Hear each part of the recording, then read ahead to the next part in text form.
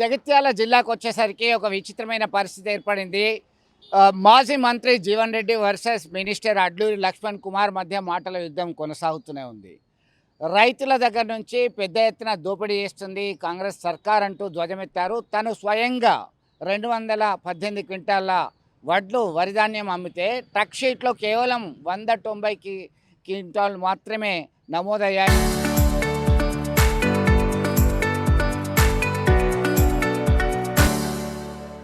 దానికి మాత్రమే వచ్చింది. మిగతా నా దగ్గరనే 28 క్వింటాళ్ళు దండి కొట్టారు. ఇట్లా రైతుల దగ్గర నుంచి పెద్ద ఎత్తున దండి కొడుతున్నారని ప్రధానమైనటువంటి ఆరోపణ చేయడం జరిగింది. అలాగే ధర్మపురి గోదావరి తీర ప్రాంతంలో ఉన్నటువంటి ఇసుక డంపులు దాదాపు 30 లక్షల రూపాయల విలువ కలిగినటువంటి ఇసుక డంపులు ఏమయ్యాయి, ఎవరి ఖాతాలో పడ్డాయని చెప్పి సూటిగా ప్రశ్నించడం జరిగింది జీవన్ రెడ్డి.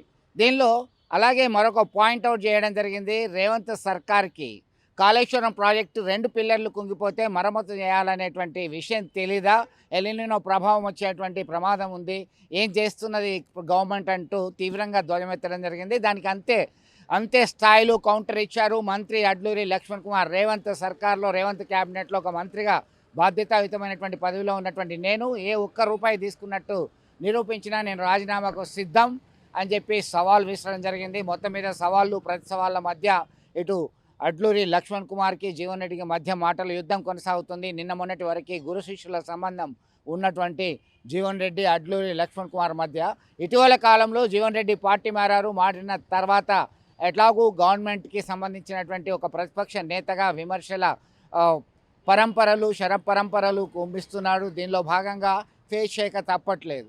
ఏదో విషయం పైన జీవన్ రెడ్డి పదే ఇరకాటంలో పెట్టాలనేది చూస్తున్నారని చెప్పేసి అడ్లూరి కామెంట్ చేసినటువంటి పరిస్థితి. మొత్తం మీద వీరిద్దరి మధ్యలో మాటల యుద్ధం అయితే చర్చనీయాంశంగా మారింది. చూద్దాం ఒకసారి వాళ్ళే మాట్లాడుతున్నారు. మొత్తం రాష్ట్రంలో దాదాపు 2000 కోట్ల అవినీతి జరిగింది. 2000 కోట్ల అవినీతి జరిగింది.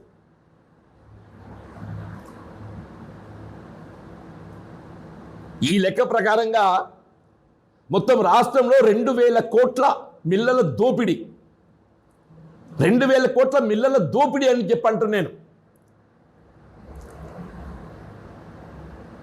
నేను. దీనికి సాక్ష్యం కూడా మీకు చెప్తున్నాను. మీరు రుజువు చేస్తే మంత్రి నేను రాజీనామా చేస్తా, నువ్వు రాజీనామా చేస్తావా చేయవా నీ నైతికత, అది నీకు వదిలేస్తామయ్యా. నువ్వు రాజీనామా చేస్తావా చేయవా నీ నైతికత, మీకు చేయమని అడగడం లేదు. మా జిల్లాకున్న మంత్రి రాజీనామా చేయమని చెప్పని అని అంత మాకు రేపేదో మంచి జరుగుతుందో ఏం జరుగుతుందో మేము ఎందుకు తొందరపడాలి. ఇప్పుడు జరుగుతుంది మాత్రం ఏది ఇస్తుందో రైతు దగా చేయబడుతుంది కాబట్టి మేము దాన్ని వెలికి తీస్తున్నాం, దాన్ని రుజువు చేయమని చెప్పి అంటున్నాం. మేము రెండు రుజువు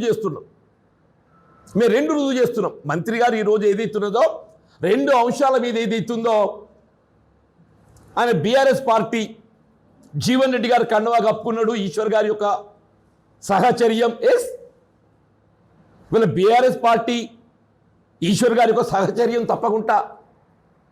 నీతో ఉన్నప్పుడు నీతో సహచర్యం చేసింది నేను,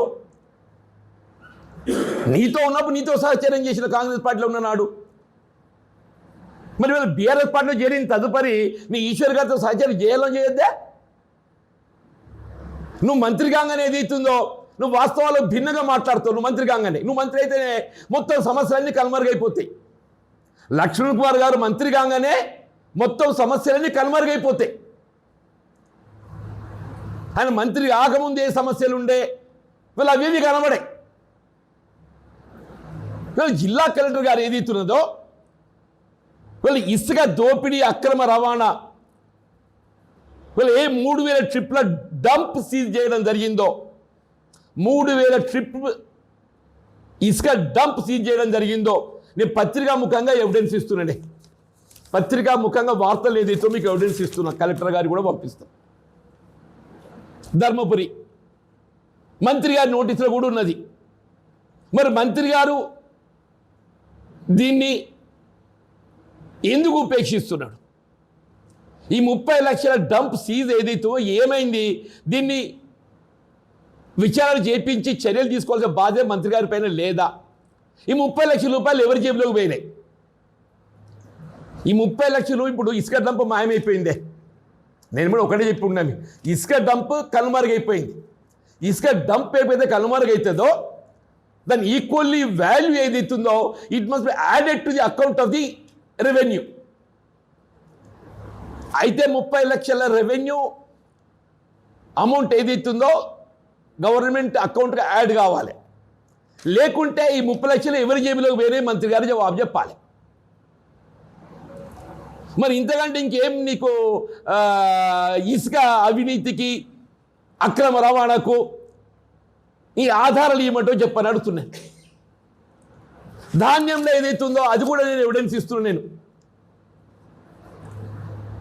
మంత్రి గారికి ఏదైతుందో మన ధర్మకాంటకును ట్రక్ షీట్ మధ్య వ్యత్యాసం అని తెలియదు నాయన.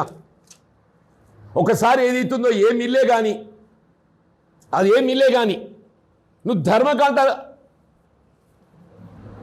వెయిట్ ఏదైతుందో రికార్డ్ బయటకు లా.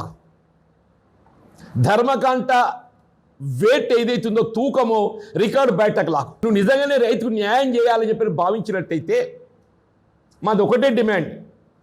ఇలా జగిత్యాల జిల్లా బీఆర్ఎస్ పార్టీ పక్షాన ఇప్పుడు జిల్లాలో ధర్మకాంట ఎంత తూకం ఇచ్చినవో అంత తూకానికి ఏదైతుందో రైతులకు ధరగట్టించి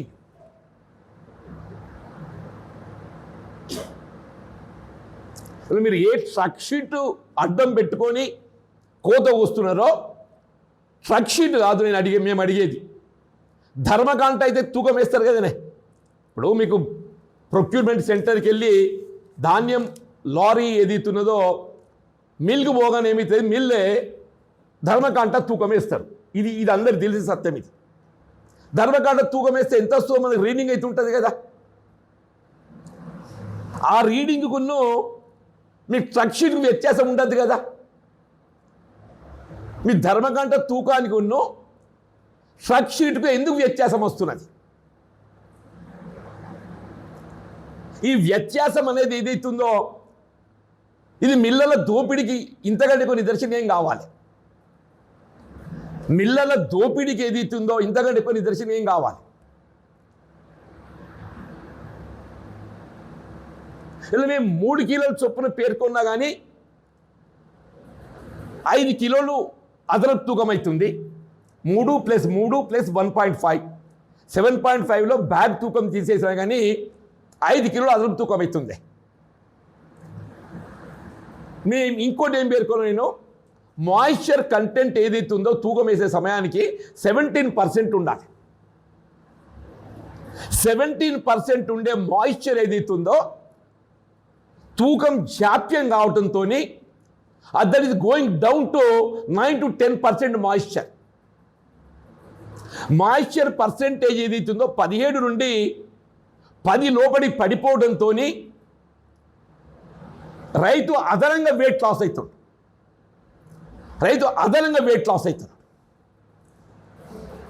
అంటే నేనేమన్నా ఈ అదనపు తూకం 3 కిలోలది బ్యాక్ ఏదైతుందో అది ఒక 5 కిలోలకు వస్తుంది.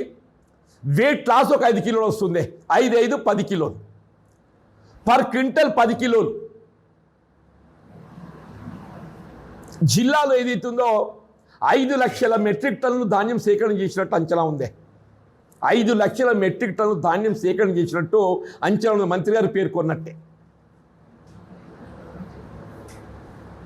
5 లక్షలు అని అంటే 5 లక్షల మెట్రిక్ టన్నులు ప్రతి క్వింటల్కి ఏదైతుందో 10 కిలోల చొప్పున 250 రూపీస్ 2400 చిల్లర ఉన్న ధర. మద్దతు ధర 2400 చిల్లర ఉన్నది. కిలోకి 25 రూపాయలు లెక్క కట్టినా కానీ 25 × 10 కిలోలు 250 రూపాయలు. 250 రూపాయలు ఇంటూ 5 లక్షలు 250 రూపాయలు పర్ క్వింటల్ ఇంటూ 5 లక్షల మెట్రిక్ టన్నులు అంటే ఎంత వస్తుంది? ఇట్ ఈస్ కమింగ్ టు 125 కోట్లకు వస్తుంది. జగిత్యాల్లో 5 లక్షల మెట్రిక్ టన్నుల ధాన్యం సేకరణలో మిల్లర్ల దోపిడీ 125 కోట్లు అని చెప్పంటాను. ఈ 125 కోట్లు కేవలం మిల్లర్లకే పరిమితమైందా? మిల్లర్లతో పాటుగా అధికారుల వాటా కూడా ఇందులో ఉన్నదా? అధికారుల వాటాతో పాటుగా మరి నాయకుల వాటా కూడా ఉన్నదా? ఇవాళ ఎందుకు ఇంత అదనపు తూకం వేస్తుంటే ఎందుకు ఇంత రైతు దగా చేయబడుతుంటే, ఎందుకు ఇంత మిల్లలు దోపిడీ గురి చేస్తుంటే మీరు నిమ్మకు నీరెత్తినట్టు ఏదైతుందో మీరు ఎందుకు సమర్థిస్తున్నారు? మీరు ఎందుకు సమర్థిస్తున్నారు అని చెప్పి అంటున్నాను నేను. రేపు బీఆర్ఎస్ ప్రభుత్వం అధికారం రావడానికి ఇంకా 2 సంవత్సరాల సమయం ఉన్నది. మేము అట్లా తొందరపడతలేదు. ఈ రెండుని మీరే రాజ్యం చేయండి, ఆ చేసే రాజ్యం చక్కగా చేయండి అని చెప్పి అంటాను. ఇది ఇంకో ఇసుక అక్రమ రవాణాకు సంబంధించి ఆధారాలతో సహా పత్రికల్లో ప్రచురితమైనటువంటి వార్తలు మీ నోటీస్ ఇస్తున్నా, మీకు ఇస్తున్నా సార్. ఇక రెండోది ధాన్యం సేకరణకు సంబంధించి నేనే పేర్కొన్నా. నేను వీళ్ళే కాదు, స్వయంగా నాయ 3 కిలోలు అదనంగా జోకిందని చెప్పాననే. నాయ అదనంగా 3 కిలోలు జోకిందని చెప్పి నేను అన్నా. అంటే నాది ఒక ట్రక్ షీట్ బయట పెట్టారు. అంటే అసలు ట్రక్ షీట్ ఎక్కడికి వెళ్ళొస్తో మంత్రి గారు తెలుసా? ఇప్పుడు ధర్మకాంట తూకం వేసే తదుపరి వాస్తవం ట్రక్ షీట్ అనేది ఏదైతే ఉందో ప్రొక్యూర్మెంట్ సెంటర్లో ధాన్యం తూకం వేసే తదుపరి ఏదైతే ఉందో ఇలా ప్రొక్యూర్మెంట్ సెంటర్ రిసీట్ ఇవ్వాలి. కానీ ఎక్కడ కూడా ప్రొక్యూర్మెంట్ సెంటర్ రిసీట్ ఇచ్చిన దాఖలా లేవు. ఈ ట్రక్ షీట్ అనేది ఏదైతే ఉందో ధర్మకాంట తూకం వేసే తదుపరి ఆ ధర్మకాంట తూకంపై కోత విధించి మిల్లర్ ఏదైతే ఉందో ప్రొక్యూర్మెంట్ సెంటర్కి ఇంటిమేషన్ ఇస్తే అప్పుడు ప్రొక్యూర్మెంట్ సెంటర్ ఏదైతే ఉన్నదో ఆ ట్రక్ షీట్ ఇస్తుంది.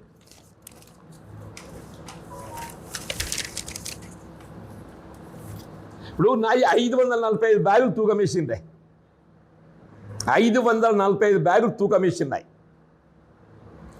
545 ఇంటూ 40 కిలోల చొప్పున లెక్క కట్టినట్టయితే నాకు రావాల్సింది 218 క్వింటలు రావాలి. నేను తూకం వేసింది 545 బ్యాగులు వేసిండు, ఇంటూ 40 కిలోల చొప్పున లెక్క కట్టినట్టయితే 218 క్వింటలు రావాలి. నాకు వచ్చిన ట్రక్ షీట్ ఏది ఇస్తుందో 190 క్వింటలకి ఇచ్చిండే. నాకు ఇచ్చిన ట్రక్ షీట్ ఏది ఇస్తుందో 190 క్వింటలకి ఇచ్చింది. నాకు ఇచ్చింది.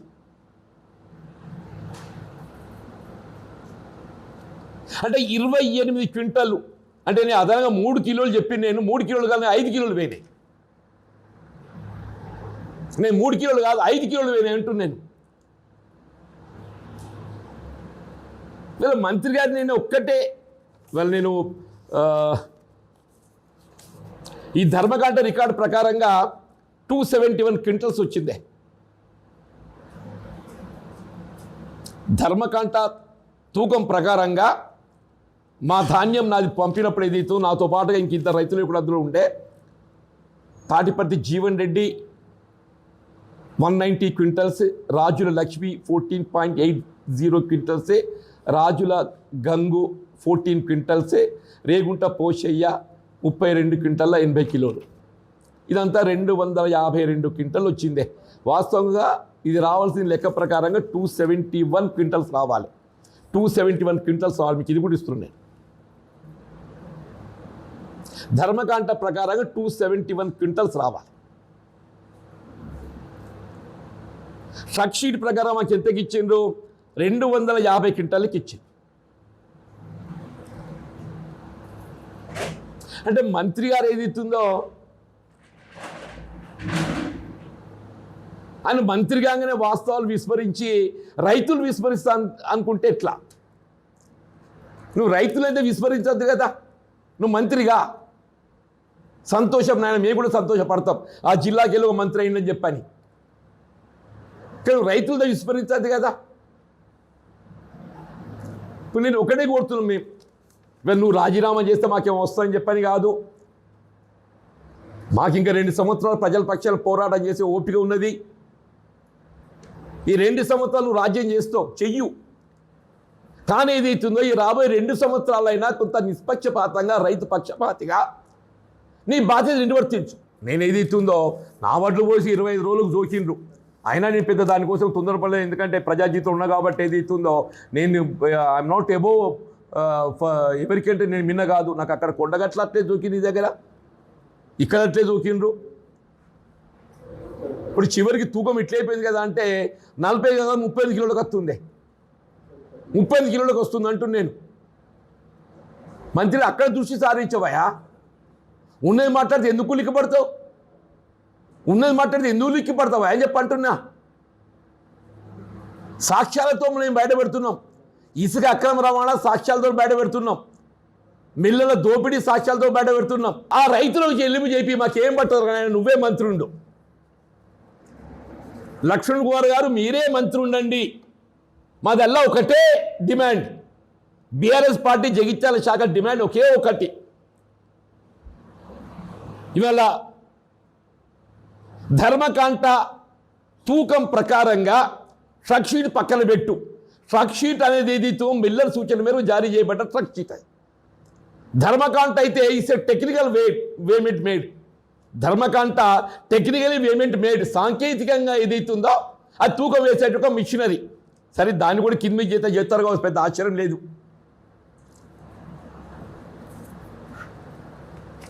ఆ ప్రకారం చెల్లింపు చెప్పి రైతులు లాభపడతారు. నేను నిజంగానే ముఖ్యమంత్రి గారితో ఉన్న సాన్నిహిత్యాన్ని వినియోగించి మొత్తం రాష్ట్రంలో రైతులకు అందరికీ ధర్మకాండ తూకం ప్రకారంగా చెల్లింపు చెప్పి అడ్లూరి లక్ష్మణ్ కుమార్ గారు ఏదైతుందో నువ్వు నిజంగానే రైతు క్షేమం మేలు కాంక్షించేవాడి అయినట్టయితే ముఖ్యమంత్రి గారితో ఏదైతుందో నీవు ఉత్తమ్ రెడ్డితో కానీ మాట్లాడి రైతాంగానికి చెల్లింపు చేయవలసినటువంటి ఒక ధాన్యం తూకం పేమెంట్ ధర్మకాంట తూకం ప్రకారం చెల్లింపు చేపి నాయన. ఈ 2 ఏళ్ళు నువ్వే మంత్రుడు. ఈ 2 ఏళ్ళు నువ్వే మంత్రుడు. నీ జోలికి రామే. 2 ఏళ్ళ తర్వాత ఏమవుతుందో ప్రజలు గమనిస్తున్నారు. ఫలితం ఎట్ట రావాలో వస్తుంది.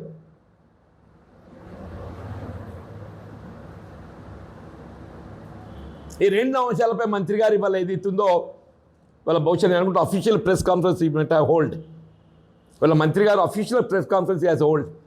అందులో కలెక్టర్ గారు కూడా భాగస్వామి, జిల్లా కలెక్టర్ గారు కూడా ఆ ప్రెస్ మీట్లో ఉన్నారు. కాబట్టి జిల్లా కలెక్టర్ గారు కూడా గమనించి ఏదైతుందో ఇది మంత్రి గారికే పరిమితం కాకుండా మంత్రి గారితో పాటుగా మీది కూడా బాధ్యత ఉంటుంది. కాబట్టి జిల్లా కలెక్టర్ గారిది కూడా ఈ ధర్మపురి ఇసుక డంప్ సంగతి ఏమైందో తెలుసు. వీళ్ళు ధాన్యం తూకంలో ఏదైతుందో రైస్ ఏ విధంగా దోపిడీ గురవుతున్నాడు, మిల్లలు ఏ విధంగా రైతులను దోపిడీ గురి చేస్తుండ్రు, దానికి ఏ విధంగా అధికార యంత్రాంగం వంతపాడుతుంది. మంత్రి గారు రైతు పక్షపాత అయినట్టయితే ఆ డబ్బులు చెల్లింపు చేయమైనా నువ్వే 2 ఏళ్ళు మంత్రి ఉండు. తదుపరి ప్రజలు గమనిస్తారు, ఫలితం ఎట్లా అట్లా ఇస్తారు. Thank you.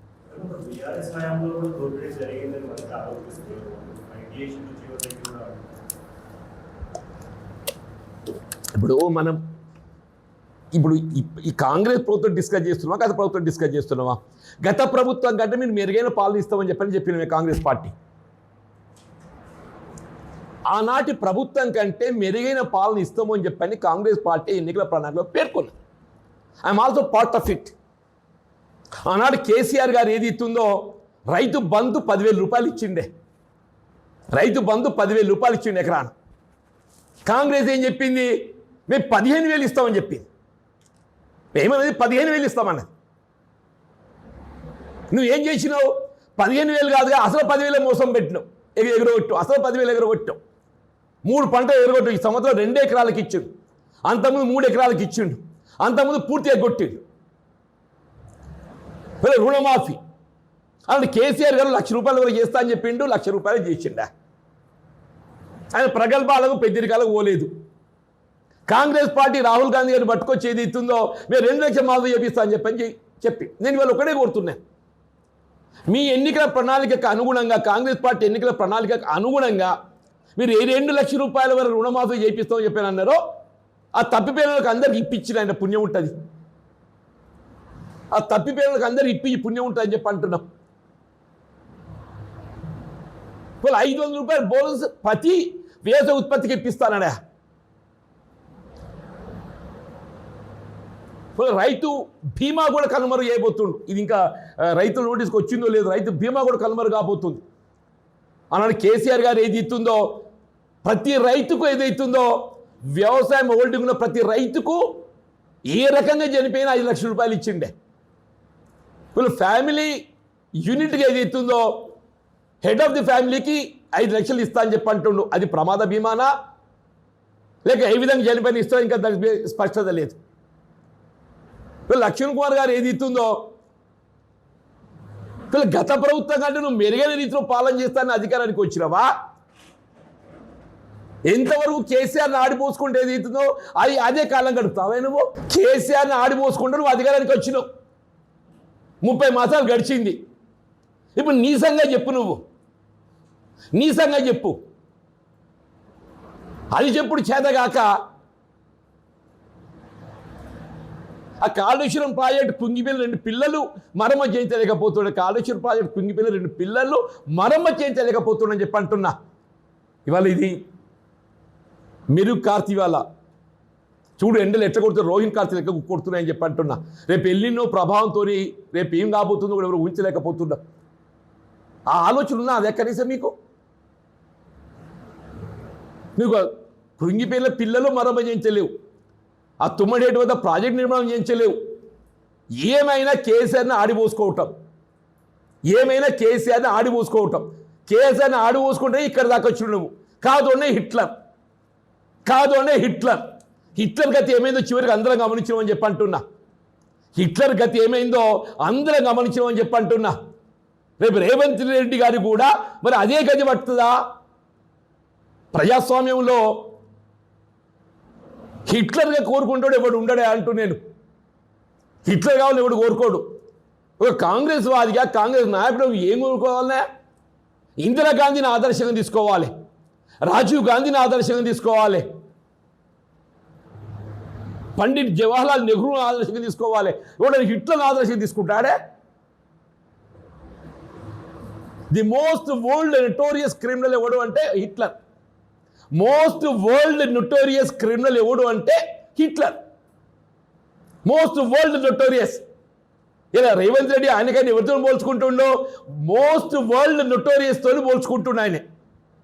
దీన్ని బట్టే మనం పాలన ఏదో కొనసాగితే ఊహించవచ్చు అని చెప్పండి. గత అంటే వడ్ల కొనుగోలు మొదలైనప్పటి నుంచి ప్రధాన ప్రతిపక్ష టీఆర్ఎస్ పార్టీకి సంబంధించినటువంటి నాయకులు జీవన్ రెడ్డి గారు మరియు కొప్పుడేశ్వర్ గారు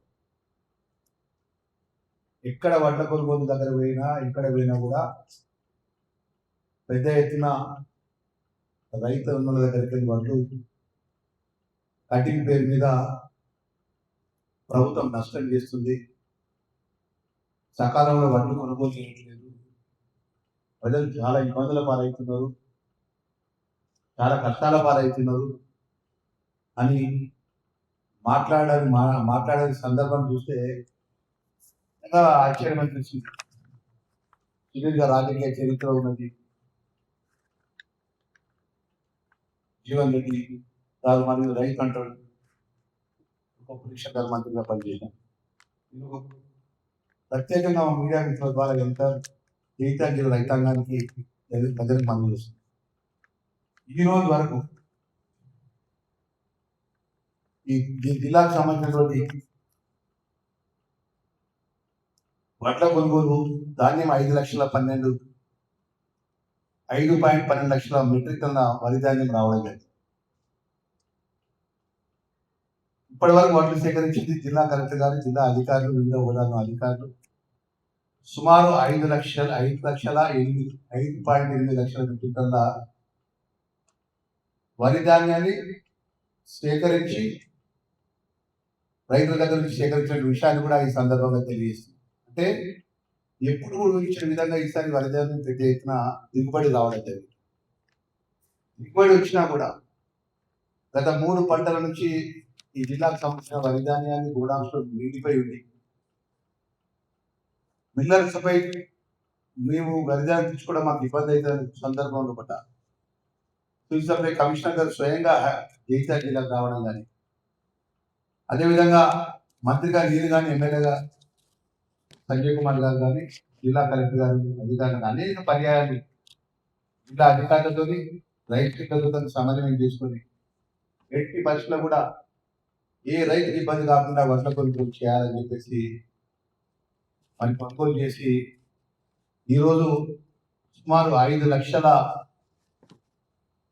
5.8 లక్షల మెట్రిక్ టన్నుల ధాన్యాన్ని కొనుగోలు చేసి దాని సుమారు 21,954 మంది రైతు కుటుంబాలకు 1,215 కోట్ల రూపాయలు చెల్లించడం జరిగింది.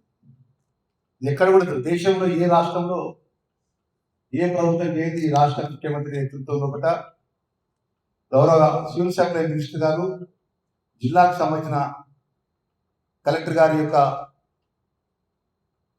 వారి యొక్క సారథ్యంలో జిల్లాకు సంబంధించిన అధికారులంతా కూడా నేను మంత్రి అయినప్పటికీ నేను కానీ ఎమ్మెల్యే గారు కానీ 3 రోజులకు ఒకసారి 4 రోజులకు ఒకసారి ఎక్కడ వడ్ల కొనుగోలుకు సంబంధించిన సంటల కాడ ఇబ్బంది ఉన్నా నేరుగా రైతుల దగ్గరికి వెళ్ళి ఏ సమస్య ఉంటే ఆ సమస్యకు సంబంధించిన పరిష్కారానికి సంబంధించిన అధికారులతో మాట్లాడుకుంటూ మనకు సుమారు 5.8 లక్షల మెట్రిక్ టన్నుల వరిధాన్యం సేకరించి 1,215 కోట్ల రూపాయలు 81,954 మంది రైతు కుటుంబాలకు నేరుగా వాళ్ళ అకౌంట్లో జమ చేసినటువంటి ప్రభుత్వం ప్రజాపాలన మన ప్రభుత్వం. మరి వాస్తవాలు ఈ విధంగా ఉంటే నేను మొన్న ధర్మపురికి పోయి జీవన్ రెడ్డి గారు మాట్లాడతారు. వడ్ల కొనుగోలు లోపల తీవ్రమైనటువంటి అన్యాయం జరిగింది, ఎవరికో కాదు నాకే అన్యాయం జరిగింది అంటాడు. మేము ఆశ్చర్యపోయాం. 10 కిలోలు కటింగ్ చేసి నాకు అంటాడు. సుమారు 100 కోట్ల పైకిలకు దోపిడీ జరిగింది అంటాడు. 2 నెలల క్రితం వరకు అధికార పార్టీలనే ప్రాతినిధ్యం చేసిన వారు 2023 డిసెంబర్ నుంచి ప్రజాపాలనలో కూడా మార్పు కోరుకుని ఆ మార్పు కోరుకున్న ప్రభుత్వంలో కీలకంగా ఉన్నారు వారు. అప్పటికి 3 పంటలు కొనుగోలు చేయడం జరిగింది ప్రభుత్వం. మరి ఆ సందర్భంలో కూడా రైతులకు రానటువంటి దోపిడీ వారు ఎన్నికల గులాబీ కండు వేసుకోగానే రాష్ట్ర ప్రభుత్వం ముఖ్యమంత్రి గారు మరియు ప్రభుత్వం రైతుల దగ్గరికి కొనుగోలు విషయంలో కూడా కోట్లాది రూపాయలు దోపిడీ చేసిందని మాట్లాడడం మరియు నాకు కూడా నష్టం జరిగిందని మాట్లాడితే మన జిల్లా మంత్రిగా నేను హైదరాబాద్ నుండి చూసిన తర్వాత నాకు ఆశ్చర్యపోయింది. అంటే కలెక్టర్ గారితో మాట్లాడాను, ఎమ్మెల్యే గారితో మాట్లాడిన, అధికారులతో మాట్లాడాను. మరి పెద్దలు జీవన్ రెడ్డి గారు మనందరం పెద్దలుగా జిల్లా పెద్దలుగా భావిస్తాం. మరి అయినే ప్రెస్లు మీడియా ముంగట ప్రజల ముంగట మాట్లాడతాను రైట్ అంటాడు. మరి ఆ విధంగా మాట్లాడితే మరి జిల్లా మంత్రి గారికి జవాబు చెప్పాల్సిన బాధ్యత నా పై ఉంటుంది. ఒక అబద్ధాన్ని నిజం చేసే ఆ స్థాయిలో ఆయన దిగజారి మాట్లాడినప్పుడు వాస్తవం మీ ముందు పెట్టాలని చెప్పి ఈరోజు వారికి సంబంధించిన ట్రక్షీట్ అంటే ఏమంటారు, ట్రక్షీట్ జీవన్ రెడ్డి గారి యొక్క ధాన్యం సేకరణ చేసినటువంటి ట్రక్షీట్ ఇది. వారి మీడియా ముందు నాయి 10 కిలోలు కట్ అయినాయి, నా 5 కిలోలు కట్ అయినాయి, నాయే అయినాయి అని చెప్పి మాట్లాడాను. సుమారు 190 క్వింటాల వరిధాన్యాన్ని కొనుగోలు చేయడం జరిగింది. ఆ 190 క్వింటాల వరిధాన్యానికి నేరుగా వాళ్ళ అకౌంట్లో డబ్బులు కూడా జమ చేయడం జరిగింది. ప్రభుత్వం ద్వారా అధికారులు వారి యొక్క పంటకు వరిధాన్యానికి ఇచ్చినటువంటి 190 క్వింటాలకు వరిధాన్యానికి 190 క్వింటాలకు డబ్బులు చెల్లించే విధంగా ట్రక్ షీట్ వారికి ఇస్తే వారి మీడియా ముందు వచ్చి అట్లా పచ్చి అబద్ధం ఆడుతుందంటే దీనికి నిర్వచనం అంటుందండి.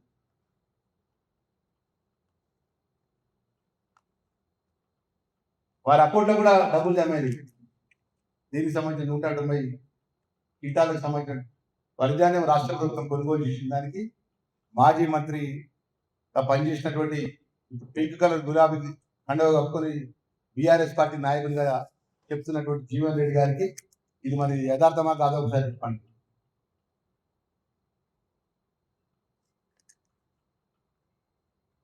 వాస్తవాలు ఈ విధంగా ఉంటే పొద్దున్న లేస్తే ఏదో విధంగా ఏదో ఒక కారణంతో ప్రభుత్వాన్ని ఇరుకాటంలో పెట్టాలి, ముఖ్యమంత్రి గారిని ఇరుకాటంలో పెట్టాలి, లేకపోతే ఇక్కడ పనిచేసే అధికారులను ఇరుకాటంలో పెట్టాలి అనే ఆలోచన తప్ప ఈరోజు యథార్థమైన విషయాలు ఈ విధంగా ఉంటే మరి మాట్లాడే విధంగా కోట్లాది రూపాయల యొక్క వడ్ల కొనుగోలు వడ్ల కటింగ్ పేరు మీద మాట్లాడడానికి తీవ్రంగా ఖండిస్తున్నాం. జిల్లా మంత్రిగా నేను ఆధారాలతో సహా ఈరోజు వచ్చి మీ ముందు వచ్చి మాట్లాడుతున్నాం. రాష్ట్రంలో ఏ రాష్ట్రం మనం బీజేపీ భారతీయ జనతా పార్టీ రాష్ట్రాలు ఉన్నాయి, వేరే రాష్ట్రాల్లో ఎక్కడన్నా ఏ ప్రభుత్వం అన్నా ఈరోజు గౌరవ రేవంత్ రెడ్డి గారి ప్రభుత్వం ఈరోజు ఈ జిల్లాకు సంబంధించిన సుమారు 5,20,000 మెట్రిక్ టన్నులు తీసుకొని సుమారు 1,215 కోట్ల రూపాయలు 81,000 రైతులకు అకౌంట్లో జమ చేసిన ప్రభుత్వం ఏదైనా ఉన్నదంటే అది మన ప్రజాపాలన గౌరవ ముఖ్యమంత్రి రేవంత్ రెడ్డి గారి ప్రభుత్వం. ఆ విధంగా ఒక నిజాయితీగా, ఒక ట్రాన్స్పరెన్సీగా రైతుల పక్షాన కొనుగోలు చేసి ఆర్థికంగా ప్రభుత్వం మీద ఇబ్బంది ఉన్నా కూడా మేము కొనుగోలు చేస్తే పొద్దుగా లేచి సాయంత్రం దాకా ముఖ్యమంత్రి మీద మాట్లాడడం, ప్రభుత్వం మీద మాట్లాడడం, మా మీద మాట్లాడడం, మళ్ళీ ఏమంటాడు ఇసుక గురించి మాట్లాడటం. అదనిపిస్తుంది మాకు. ఆ స్థాయిలో ఉన్న వ్యక్తి ఇసుక గురించి మాట్లాడుతుంది. ఇసుకకు మాకేమైనా సంబంధం అండి? ఈ విధంగా తప్పుడు మాటలు మాట్లాడడం మానుకుంటే బాగుంటుంది.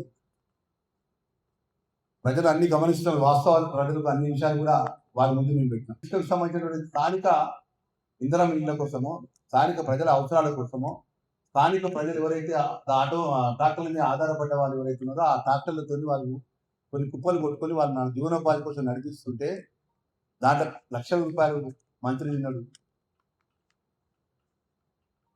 ధర్మపురిలో ఏమైనా కుప్పలు ఏమైనా అని ఒక మాజీ మంత్రులతో నన్ను ప్రశ్నిస్తాడు. మాట్లాడటానికి కొంచెం సొయ్యి ఉండాలి మాట్లాడటం.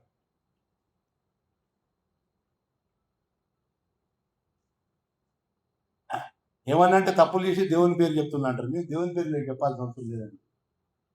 నిజాయితీగా ప్రజలు నమ్ముకుని ఓట్ల ద్వారా గెలుపొందిన వాళ్ళం, ఒకటే పార్టీని నమ్ముకున్న వాళ్ళం, గెలిచినా ఓడినా ఒకటే పార్టీలో ఉన్నవాళ్ళం. ఇలా రాష్ట్ర మంత్రిగా క్యాబినెట్లో బాధ్యత గల మంత్రిగా నేనున్నా. మీతో కలిసి స్నేహిత విషయంలో కూడా మీ కష్టకాలంలో అండగా ఉన్నా. మీరు మంత్రిని చూడకుండా నన్ను నిలబెట్టి నన్ను మాట్లాడినా కూడా తల ఉంచుకొని జవాబు చెప్పిన. ఇవాళ మీరు వచ్చి కోట్లాది రూపాయల వరి ధాన్యంలో కుంభకోణం జరిగింది, అక్రమ ఇసుక రవాణా జరుగుతుంది, లక్ష్మణ్ కుమార్ సోయి లేదా, మంత్రికి సోయి లేదా, మారేమంటున్నాం. నాకు స్వేచ్ఛ ఉన్నది అంటున్నాం, నాకు స్వాతంత్రం వచ్చింది అంటున్నాం, నేను గొప్ప పాటలు వేయనంటున్నాం. తెలుసు 2029 ప్రజలు నిర్ణయం చెప్పడానికి ప్రజలు అప్పుడు సిద్ధంగా ఉంటారు. ఈరోజు ఈ వాస్తవాలు ఫిగర్లు మేము ముందు పెడుతున్నాం. సుమారు ఈ జిల్లాకు సంబంధించినటువంటి 112 బిల్లులు,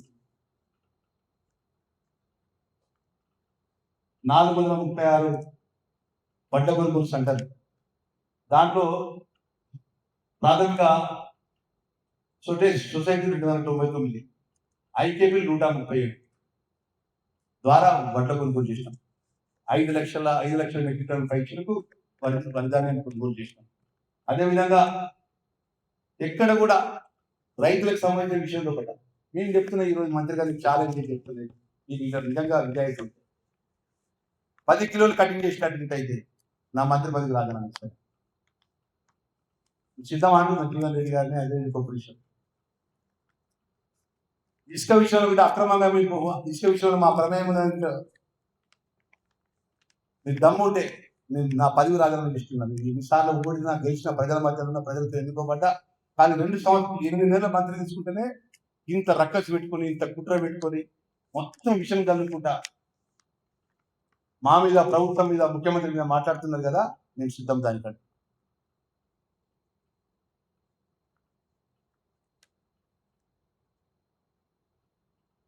ప్రజల పక్షాన, ప్రజల కష్టాల విషయంలో, ఇబ్బందుల విషయంలో మీరు 10 సంవత్సరాల రాష్ట్రాన్ని ఆర్థిక సంక్షోభం సృష్టించి మీరు చేసిన పాపాలకు మీరు వడ్డీలు కట్టుకుంటూ గౌరవ ముఖ్యమంత్రి గారు, గౌరవ ఆర్థిక శాఖ మంత్రులము, ప్రభుత్వము, శాసన మండలి సభ్యులము ప్రభుత్వాన్ని నడుపుతున్న సందర్భంలో ఈ వడ్లకు సంబంధించిన విషయంలో కూడా పెద్ద ఎత్తున ప్యాడీ వచ్చి సుమారు 5 లక్షల మెట్రిక్ టన్నుల వడ్ల కొనుగోలు చేసి సుమారు 1,215 కోట్ల రూపాయలు వాళ్ళ అకౌంట్లో జమ చేసి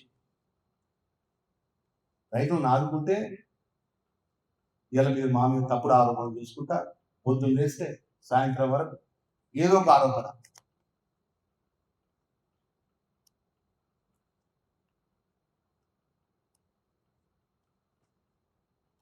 మేము దీనికి సిద్ధంగా ఉన్నాం. ఈరోజు ఈ యొక్క ప్రకటన విషయంలో కూడా డ్రగ్ షీట్ సంబంధించిన ఆధారంతో సహా నేను గురించి మాట్లాడుతున్నాను.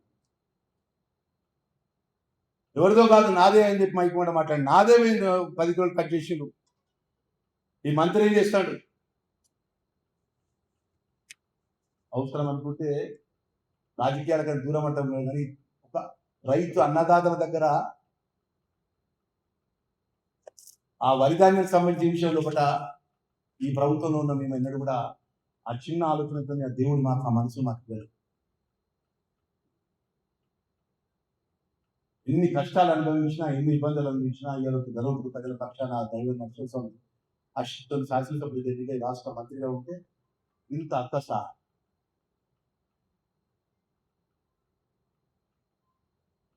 యథార్థమైన విషయాలు మాట్లాడండి. మీ వయసు తగ్గట్టు, మీ అనుభవం తగ్గట్టు యథార్థమైన విషయాలు మాట్లాడండి. మా వైపు ఏమైనా ఉంటే సరి చేసుకుంటాం. మొన్నటి వరకు నేనే రాజు నేనే మంత్రి అని పరిపాలించింది మాజీ మంత్రి ఈశ్వర్. ఏం చేసిన ధర్మపురికి ఒక రెవెన్యూ డివిజన్ తీసుకురాలి, ఒక బస్ డిపో తీసుకురాలి, ఒక డిగ్రీ కళాశాల తీసుకురాలి. ఇలా వరిధాన్యం గురించి తీసుకుని మా మీద మాట్లాడుతుంది.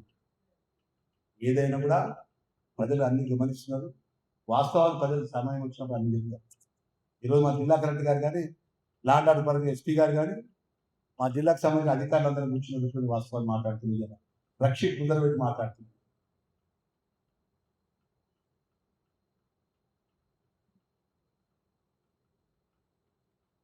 రాష్ట్రంలో ఎక్కడ రాని దేశంలో ఇక్కడ రాని వరదాన్ని వచ్చి దిగుబడి వచ్చింది. ఎంత కష్టమా, హైయెస్ట్ టెంపరేచర్ రోజు నిత్యం వారంలో 3 రోజులు 4 రోజులు ఫీల్డ్ మీద మా కలెక్టర్ ఉన్నారు, ఆ జిల్లా అధికారులు ఉన్నారు, పోలీస్ అధికారులు ఉన్నారు. లారీలు రాకపోతే ఏ లారీ ఏ ట్రాన్స్పోర్ట్ సంబంధించి ఏ వెహికల్ అయినా వెహికల్ ఆపి పోలీసు కానీ ఆర్టీఓ అధికారులు కానీ కొనుగోలు సెంటర్ దగ్గర మంచిగా తీసుకుపోయింది. ఆ విధంగా పనిచేస్తే ఏదో విధంగా గౌరవ ముఖ్యమంత్రి గారిని, ప్రభుత్వాన్ని ఒక అబద్ధాన్ని 10 సార్లు మాట్లాడి నిజం చేసే విధంగా ఆలోచన తప్ప ఈరోజు ప్రజాపాలన కూడా ఇంత కష్టపడి నేను వరిధాన్యాన్ని జిల్లా యంత్రాంగం, జిల్లా కలెక్టర్ గారి నేతృత్వంలో వరిధాన్యాన్ని కొనుగోలు చేసి సుమారు 84,000 మంది 21,954 మంది రైతు ఇవాళ నేరు కాకుండా ఎన్నడూ కూడా వర్కింగ్ డేస్ 3 రోజులు అకౌంట్ పైసలు జరగాలి. ఇది ప్రభుత్వం చేయలేదా? ప్రభుత్వం కష్టపడలేదా? ఇక్కడ మా అధికారులు, మా జిల్లా కలెక్టర్, మా అధికారులు కష్టపడలేదా? మేము కష్టపడలేదు. నిత్యం మీకు సెంటర్ల దగ్గర వారం 2 రోజులు 3 రోజులు ఎక్కడో దగ్గర ధర్మపురంలో 5 జగిత్యాలనా ఎక్కడో దగ్గర మేము సెంటర్ల దగ్గర తిన్నాం. మీ హయాంలో మీరు అప్పుడు జరిగినప్పుడు మీరు ఏం చేసిన గుర్తు తెచ్చుకోండి ఒకసారి. మాజీ మంత్రి మాట్లాడండి పెద్ద పిల్లలపై, రైస్ మిల్లర్తో మీరు మాట్లాడుకోకుండా మాకేం సంబంధం, కటింగ్తో మాకేం సంబంధం అన్నమాట.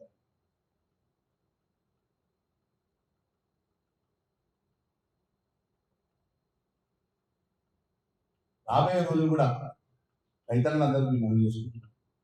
పెద్ద ఎత్తున ప్యాడీ వచ్చి జిల్లాలో కేంద్ర ప్రభుత్వం సరైన సమయంలో కొనుగోలు చేసే విషయంలో ఎక్కడ సహకరిస్తుంది. కేంద్రంలో గుణాల్సిన సమయంలో కూడా మనం ఎంత తెలంగాణ రాష్ట్రంలో కూడా నల్గొండ జిల్లా పెద్ద ఎత్తున ప్యాడీ వస్తుంది, మన జగిత్యాల జిల్లాలో పెద్ద ఎత్తున ప్యాడీ వస్తుంది. ముఖ్యమంత్రి గారు ఎక్కువ చేసిన సార్ మా జిల్లాలో పెద్ద ఎత్తున ప్యాడీ వస్తుంది. మా రైతులు 90% ఆదాయంతో ప్రాంతాలు మనంతా ఇండస్ట్రీ పెట్టి కాదు, ఎంతో కష్టపడి రైతన్నలు ఫలితాన్ని పంట పండిస్తారు, మొక్కజొన్న పండిస్తారు. ఎప్పుడు కూడా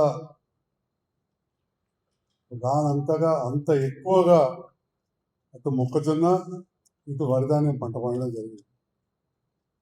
దాంట్లో భాగంగా ఇప్పటికే 5 లక్షల పైన మెట్రిక్ టన్నుల ధాన్యాన్ని ప్రభుత్వం కొనుగోలు చేసి దాదాపు 1,100 కోట్లు చెల్లించడం జరిగింది. అట్లనే 40,000 మెట్రిక్ టన్నుల మొక్కజొన్న, ఇది చరిత్రలో ఎన్నడూ లేనంత పర్చేజ్ చేయడం జరిగింది. అందరికీ తెలుసు, మద్దతు ధర కేంద్ర ప్రభుత్వం ప్రకటిస్తుంది. 2,400 చొప్పున మద్దతు ధర మొక్కజొన్నకు, అదేవిధంగా 2,389 రూపాయలు వరిధాన్యానికి ప్రకటించింది. మరి మొక్కజొన్న 40,000 మెట్రిక్ టన్నులు దాదాపు లక్షలలో గండి బ్యాగులు సప్లై చేసి 111 కోట్ల రూపాయల మొక్కజొన్న కొనడం జరిగింది. ఆంధ్రప్రదేశ్ కావచ్చు, బీహార్ రాష్ట్రాలలో మొక్కజొన్న ఒక క్వింటాలు కూడా కొనలేదు అనే విషయం చాలాసార్లు కూడా చెప్పడం జరిగింది. మన ప్రాంత రైతన్నలకు ఉన్న సంబంధాలతో కావచ్చు, నాయకుల సంబంధాలతో ఈ విషయం కూడా తెలుసు. మన గౌరవ ముఖ్యమంత్రి గారి నేతృత్వంలోని కాంగ్రెస్ ప్రభుత్వం, అటు వ్యవసాయ శాఖ మంత్రి తుమ్మల నాగేశ్వరరావు గారు, సివిల్ సప్లైస్ మంత్రి ఉత్తమ్ కుమార్ రెడ్డి గారి నేతృత్వంలో రాష్ట్ర స్థాయిలో, ఇటు జిల్లా స్థాయిలో గౌరవ మంత్రివర్యులు లక్ష్మణ్ కుమార్ గారి నేతృత్వంలో జిల్లా పాలనా యంత్రాంగం పెద్ద ఎత్తున మొక్కజొన్న ఉన్నాం. అయినా కానీ రాజకీయ దురుద్దేశంతో రైతులను తప్పుదో పట్టించే విధంగా ఏదైతే మాట్లాడుతున్నారో దీన్ని తీవ్రంగా ఖండిస్తా ఉన్నా. ఒకసారి ఆలోచన చేయాలి. కేంద్రంలో ఉన్నది బీజేపీ ప్రభుత్వం, మద్దతు ధర ప్రకటిస్తున్నది ఢిల్లీ సర్కార్. ఇవాళ 2400 ప్రకటించి చేతులు దుప్పుకుంటే మార్కెట్ కొనడం జరిగింది ఇంత పెద్ద మొత్తంలో. అదేవిధంగా వడ్లు సివిల్ సప్లైస్ కార్పొరేషన్ ఉన్నది. భారతదేశంలో అత్యధిక వడ్లు కొన్న రాష్ట్రం తెలంగాణ రాష్ట్ర ప్రభుత్వం. మరి తెలంగాణ రాష్ట్రంలో అత్యధిక వరిధాన్యం కొన్న జిల్లాలలో జగిత్యాల జిల్లా ఉన్నది.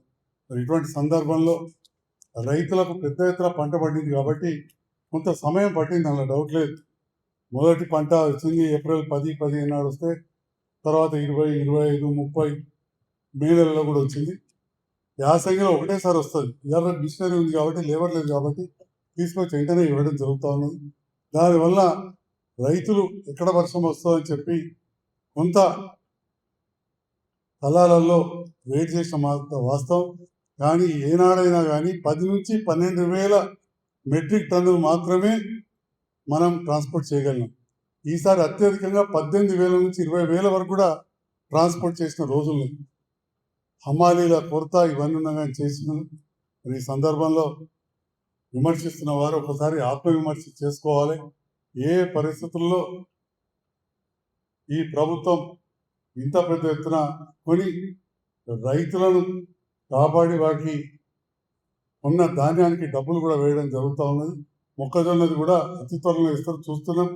ఆక్షన్ చేస్తే బయట 2,000 రూపాయలు కూడా రావట్లేదు. మనం 2,400 కొని ట్రాన్స్పోర్ట్ చేసి స్టోరేజ్ చేసి మళ్ళీ అమ్మేసరికి 2,000 అంటే దాదాపు క్వింటాలకు 700-800 రూపాయలు నష్టమవుతుంది.